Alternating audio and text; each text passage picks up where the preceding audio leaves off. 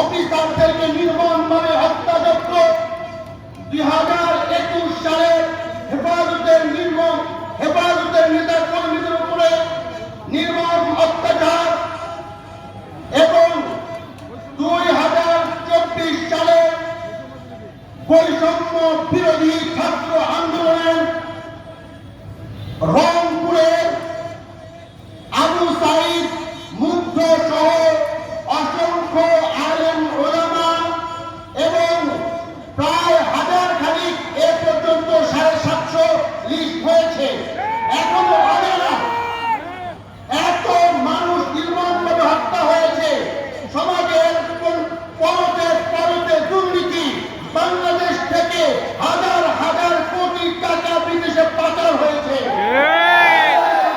বৈষম্য এবং এ সকল হত্যাযজ্ঞের সুষ্ঠু বিচারের দাবিতে এবং বাংলাদেশ মুসলিম কান্ট্রিতে যেন আগামীতে কোন ইসলাম বিরোধী শক্তি আল্লাহ, রাসূল, কোরআন, সুন্নাহকে নিয়ে কটূক্তি করতে না পারে, এই দাবিতে আজকের এই গণ মহাসমাবেশ।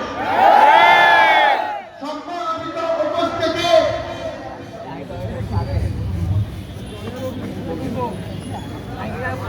আজকে